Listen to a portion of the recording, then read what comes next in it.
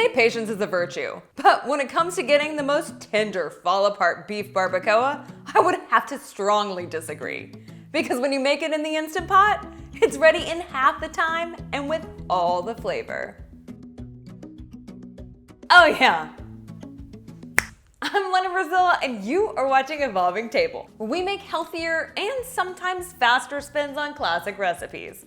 So let's jump straight in and get to cooking. The cut of meat we'll be using today is a beef chuck roast. You'll want about 3 to 4 pounds.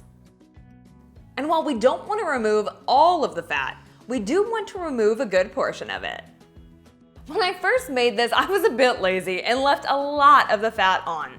Well, the fat ended up turning into liquid, and that liquid diluted the sauce and made the meat not nearly as flavorful. So try to trim off as much of that fat as you can from the outside.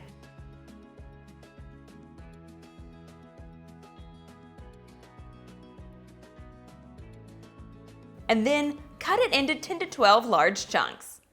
Try to make these cuts along the fat so you can remove even more of the fat that's on the inside too.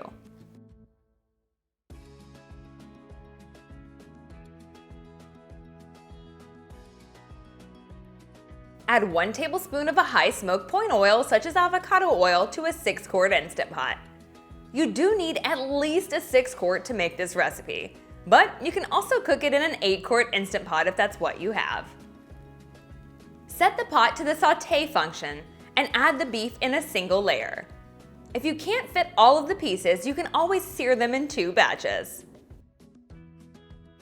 Sprinkle 3/4 teaspoon of salt over all of the beef, along with 1/4 teaspoon of black pepper.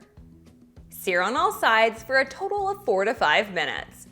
You want a really nice crust to form that's browned and caramelized.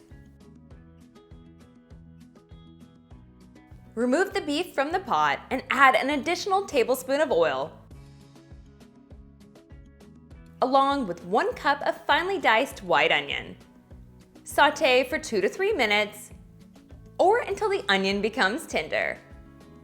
Pour in 1/4 cup of irregular sodium beef broth to deglaze the pot, and then scrape the bottom of it to release any bits or pieces that might be stuck. Now moving on to what gives that barbacoa so much flavor, the Chipotle sauce. There are quite a few ingredients in it, but luckily most of them are pretty easy to find at most grocery stores. To a high-speed blender or food processor, add 3 Chipotle chilies and adobo sauce. If you haven't ever bought these, they come in cans that look like this. And if you want a little extra heat, add in an additional tablespoon of the adobo sauce, along with 1/2 cup of beef broth, 1/4 cup of freshly squeezed lime juice, 2 tablespoons of apple cider vinegar, or white wine vinegar works great too, 1 tablespoon of molasses. I like to use this because it gives you the same flavor of brown sugar without the refined sugar. However, feel free to substitute with brown sugar if that's what you have on hand. 5 cloves of finely minced garlic, 1 tablespoon of ground cumin, 2 teaspoons of dried oregano, 1/2 teaspoon of paprika, 1 teaspoon of salt, and 1/2 teaspoon of black pepper.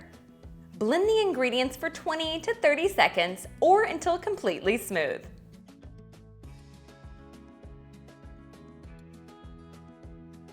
Pour in the blended Chipotle sauce into the pot with the onion, and then add in a 4-ounce can of diced green chilies. These don't add a ton of spice, but can be left out if you prefer.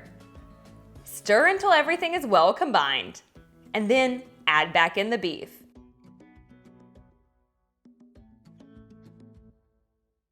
Make sure to completely submerge it in the sauce. And then place 2 bay leaves on top of the meat. Close the pot with the lid and make sure the pressure release valve is in the sealed position. Use the manual function to turn the Instant Pot to high pressure and set the time for 60 minutes. Quick release the pressure from the Instant Pot as soon as the timer goes off. Once the float valve goes down, you can safely remove the lid. Remove the bay leaves, and then shred the beef using 2 forks. The more you shred it, the more flavor the meat will soak up.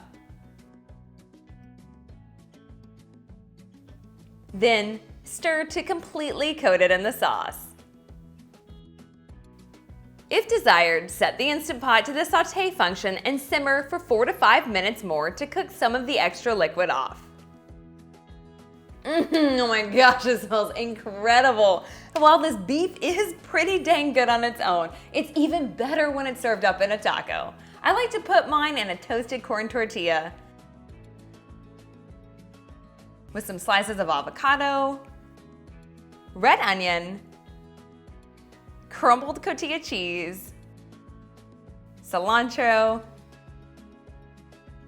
and maybe even another squeeze of fresh lime juice.